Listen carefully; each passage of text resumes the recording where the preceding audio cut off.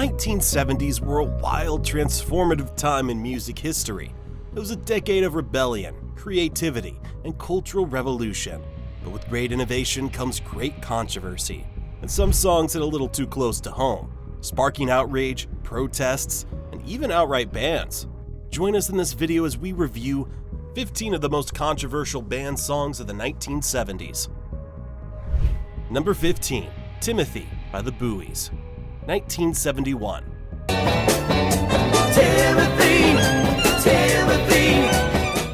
Timothy, written by Rupert Holmes. Yeah, the guy behind Escape, the Pina Colada song. This track tells a dark, twisted story of survival and cannibalism. Yeah, you heard me, cannibalism. Timothy recounts the tale of three miners trapped in a cave, where hunger forces them to make an unthinkable decision. Let's just say poor Timothy didn't make it out alive. Radio stations were quick to ban the song, horrified by its macabre subject matter. Some even accused the band of trying to glamorize cannibalism, but the buzz only fueled the song's popularity, catapulting it to a hit and giving the Buoys their first and only major chart success, reaching number 17 on the Billboard Hot 100. Timothy stands as proof of how far songwriters were willing to push the envelope in the 70s. It leaves us with a dreaded question. Was it all just a clever way to get the public's attention? Or was it a bold experiment in storytelling? Number 14, Another Brick in the Wall by Pink Floyd, 1979. We don't need no education. Pink Floyd's The Wall is one of the most iconic concept albums of all time, but its impact didn't come without controversy, particularly the track Another Brick in the Wall Part 2. While the song is best remembered for its anthemic refrain, "We don't need no education," it also became a symbol of rebellion and authority. In 1980, this rebellious spirit landed the song in trouble in South Africa. The apartheid government banned it, claiming it was inciting protest among black South African students, and they weren't wrong. The song became a rallying cry for the student uprisings, which demanded better educational opportunities and equality, and the lyrics resonated deeply, not just as an anti-authoritarian anthem, but as a voice for the oppressed. Beyond its political impact, the song's haunting, layered production made it unforgettable. David Gilmour's guitar solo soars, Roger Waters' biting lyrics cut deep, and the children's choir adds an eerie, almost dystopian quality. Even today, Another Brick in the Wall feels as relevant as ever. Number 13, One Toke Over the Line by Brewer and Shipley, 1970. One toke over the line, sweet Jesus, one toke over the line.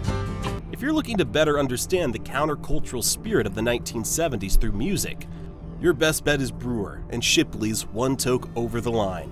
This mellow folk rock tune was infused with the era's laid-back vibes, but its title, along with its not-so-subtle drug references, made it a lightning rod for controversy.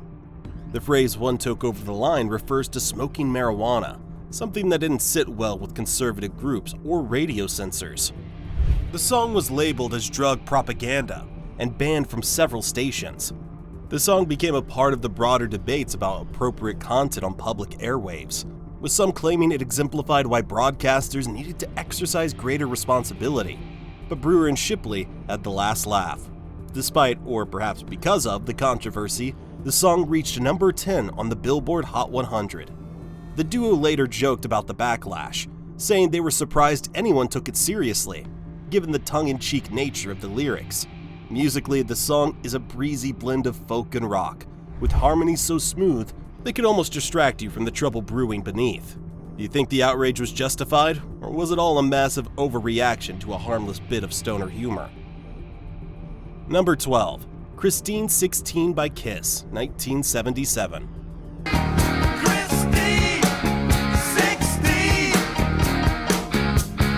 When Kiss released Christine 16, they were at the height of their fame, known for their theatrical performances and hard rock anthems, but this particular track veered into deeply controversial territory, thanks to its lyrics about a grown man's infatuation with a 16-year-old girl. Written and sung by Gene Simmons, the song's lyrics didn't leave much to the imagination, with lines like, "I don't usually say things like this to girls your age," While Simmons defended the song as a reflection of youthful infatuation, many critics and listeners weren't buying it. Several radio stations refused to play the track, calling it inappropriate and exploitative. Despite the backlash, Christine 16 became a hit, showcasing the band's knack for blending controversy with catchy hooks. Its pounding piano riff, combined with Kiss's signature bombastic energy, made it impossible to ignore, even if it made people uncomfortable. Sometimes rock and roll has a way of walking a fine line between provocation and poor taste. Does the music justify the controversy? Or does the song cross a line that even rock shouldn't? Let us know in the comments down below. Number 11, Bobby Brown by Frank Zappa, 1979. Hey there, people, I'm Bobby Brown. They say I'm the cure. If Frank Zappa's name is on a track, you can bet it's going to stir up some controversy, and Bobby Brown was no exception. This satirical masterpiece took an aim at American societal norms, toxic masculinity, and the absurdity of gender stereotypes, all wrapped up in a jaunty, upbeat melody that made its biting lyrics even more jarring. On the surface, the song might sound like another strange Zappa tune, but the lyrics tell the sordid tale of a self-absorbed, morally bankrupt character named Bobby Brown. Zappa spares no one, mocking everything from frat boy culture to consumerism. Predictably, this unapologetic boldness made Bobby Brown a target for bans across several countries. The song was banned in several countries due to its explicit content. However, it still received limited airplay in the US, and it became a massive hit in Europe, topping charts in countries like Norway and Sweden. The track is a prime example of Zappa's genius for combining humor and social commentary, but it's also a lightning rod for debates about artistic freedom and cultural sensitivities. Does it push the boundaries of satire too far, or is it a brilliant critique of societal absurdities? Number 10, Locomotive Breath by Jethro Tull, 1971.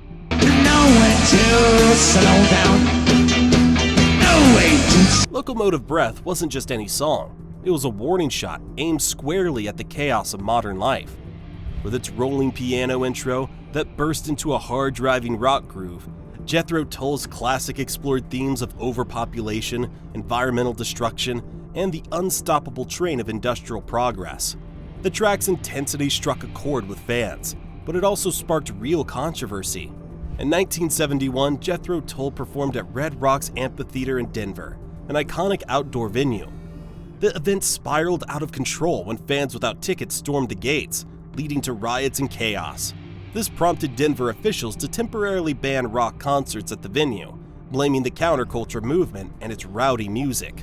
While Locomotive Breath wasn't directly banned, its association with the chaos surrounding the 1971 Red Rocks performance contributed to the controversy surrounding the ban and the movement as a whole. Locomotive Breath remains a timeless anthem of rebellion and existential angst, with Ian Anderson's distinctive flute solo adding an ironic, almost playful edge to its apocalyptic themes. Number 9, Hi Hi Hi by Paul McCartney and Wings, 1972. We're gonna get high, high, high. When Paul McCartney went solo, he didn't shy away from controversy. Hi Hi Hi was McCartney at his most playful and risque, blending a punchy rock groove with lyrics that left little to the imagination. The song's title alone was enough to raise eyebrows, with its nod to drug culture, but the lyrics pushed things even further with suggestive content that shocked listeners and censors alike. The BBC swiftly banned the track, claiming it was laced with references to drugs and sex. McCartney denied the allegations, insisting that the song was meant to be lighthearted fun. Despite the BBC ban, Hi Hi Hi became a fan favorite, capturing the carefree, rebellious spirit of the early 70s. Musically, the track is an irresistible mix of driving guitar riffs and McCartney's signature melodic charm. Its upbeat energy might make you want to sing along, but it's hard to ignore the cheeky edge that got it into so much trouble.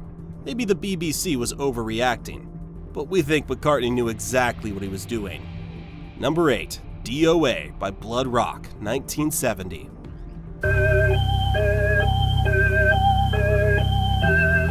Very few songs can match the haunting intensity of Blood Rock's DOA. This 6-minute rock epic plunges listeners into the aftermath of a plane crash, narrated from the perspective of someone dying. The lyrics are graphic and unsettling, describing blood, flames, and fading life with a level of detail that left audiences horrified. Radio stations were quick to pull the plug on DOA, calling it too disturbing for airplay. However, for Blood Rock, the controversy only fueled the song's popularity, helping it to climb to number 36 on the Billboard charts. The band's heavy, brooding sound added to the song's eerie atmosphere, making it an instant classic in the hard rock scene of the time. DOA was like an experience, one that forced listeners to confront their mortality in a way that few tracks ever dared. Some called it tasteless, others called it genius, but one thing's for sure, it left an unforgettable mark on rock history. Number 7. Wild Tiger Woman by The Move, 1972.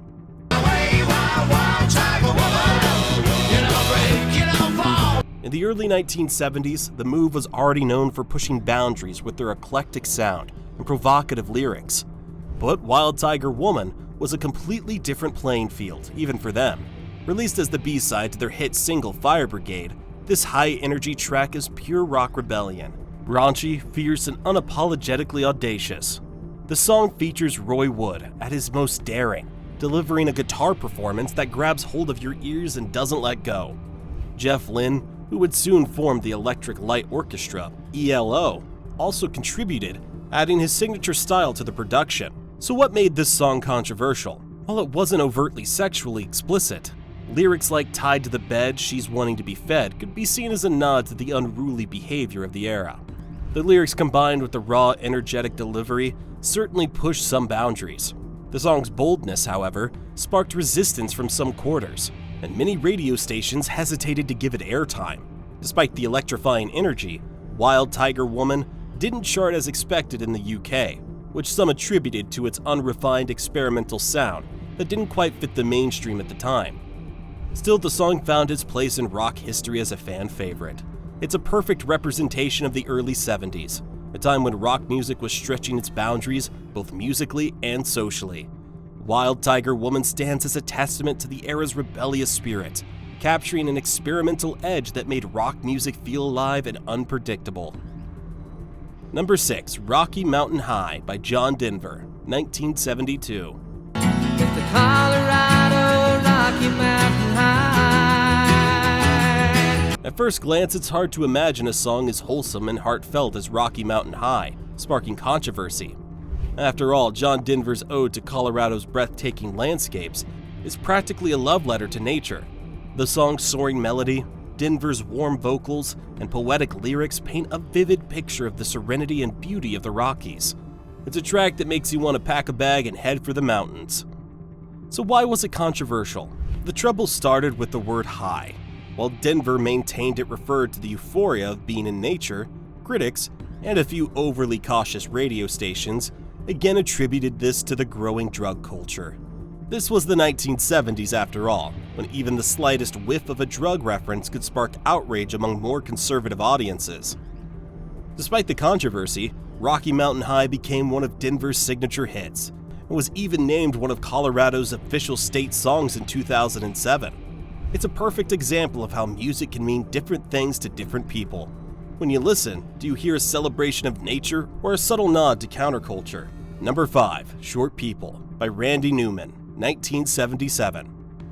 Short people got no reason to live. There are very few songs that have ever sparked as much misunderstanding as Randy Newman's Short People. On the surface, the track sounds like a mean-spirited jab at those of shorter stature, with lyrics that claim short people got no reason to live. But dig a little deeper and you'll find a brilliant piece of satire broadly taking stabs at prejudice and bigotry. Of course, not everyone got the joke. When it was released, Short People faced significant backlash from listeners who took the lyrics literally. Some radio stations banned it outright, while others played it cautiously, fearing complaints. Newman, known for his biting wit and tongue-in-cheek storytelling, found himself in an awkward position of having to explain his own satire. Despite the uproar, the song was a massive hit, reaching number 2 on the Billboard Hot 100. Its impressive piano melody and catchy hook made it irresistible, even as its lyrics sparked heated debates. Today, Short People stands as a classic proof of Newman's genius of using humor to hold up a mirror to society. Number 4. You Just Like Me 'Cause I'm Good in Bed by Skyhooks, 1974. Just like me 'cause I'm good in bed. You just like me 'cause I'm good in bed. Just like me 'cause I'm good in bed. Leave it to an Australian glam rock band to drop one of the most provocatively titled songs of the 1970s. Skyhooks were no stranger to controversy, but You Just Like Because I'm Good in Bed pushed the envelope in ways that even they hadn't before. With its cheeky lyrics and swaggering energy, the song was as bold as its title suggested. Australian radio stations were quick to ban the track, citing its overtly sexual themes as too risque for public airwaves. But instead of backing down, Skyhooks leaned into their bad boy image, reveling in the controversy. The song became an underground hit, resonating with listeners who were tired of playing by the rules. When it came down to just music, the track was a glam rock gem, packed with amazing guitar riffs, funky bass lines, and a playful vocal delivery that made the whole thing feel like one big party. Skyhooks weren't just making music, they were making a statement about freedom, self-expression, and the ridiculousness of censorship. Looking back, it's not hard to admire their guts. Vietnam by Jimmy Cliff, 1970.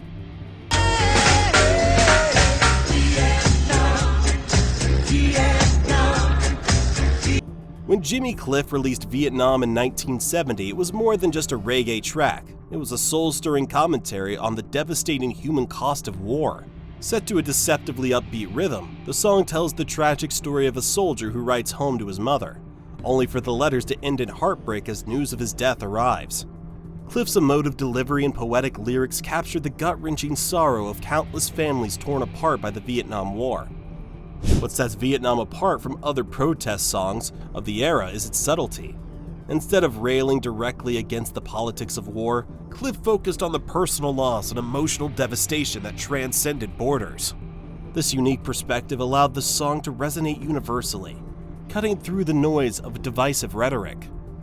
Reggae's infectious groove gave it a bittersweet quality, creating a blend of sorrow and hope that made it impossible to ignore. Bob Dylan, a master of protest songs himself, famously praised Vietnam as the best protest song ever written. This endorsement helped propel the track into the spotlight, introducing it to audiences who might not have been familiar with reggae. Dylan's comment wasn't an exaggeration. Cliff's ability to tell such a powerful story in just a few verses cemented the song as a timeless anthem of human suffering and resilience.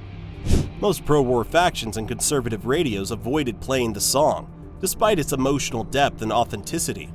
The release of Vietnam marked a turning point for both Jimmy Cliff and reggae music.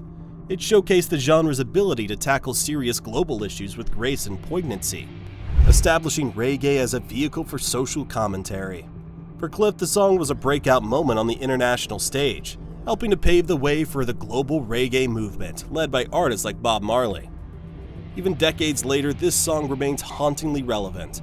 Its themes of loss, resilience, and the futility of war continue to resonate in a world still grappling with conflict.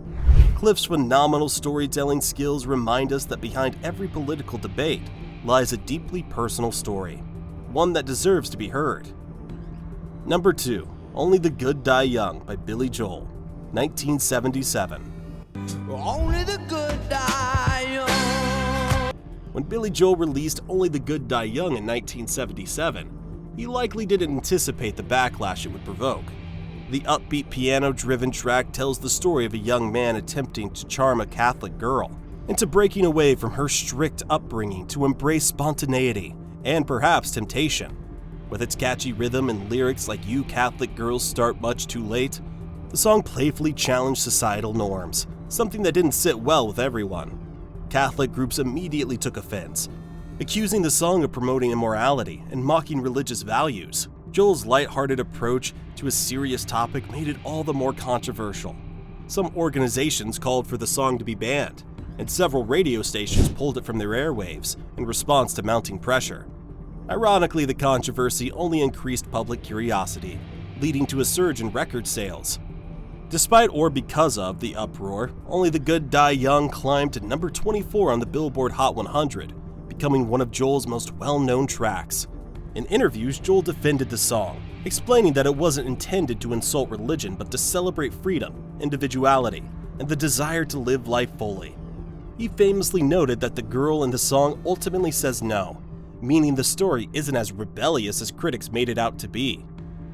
Over the years, Only the Good Die Young has become a defining song in Billy Joel's discography. Its infectious melody, witty lyrics, and controversial backstory have solidified its place as both a fan favorite and a cultural talking point. Number 1. Bring the Boys Home by Freda Payne, 1971.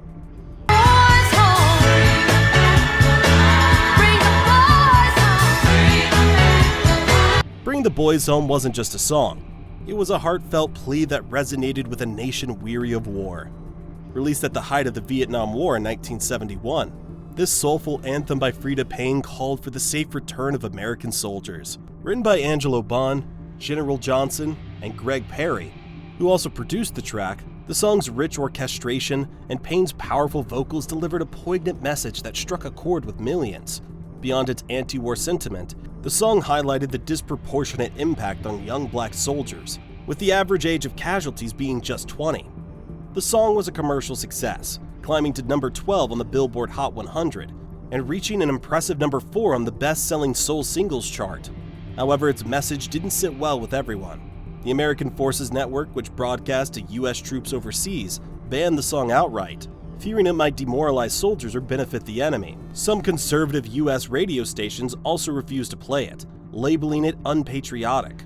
Despite the backlash, Payne embraced the controversy, noting that it underscored the deep divisions within the country at the time.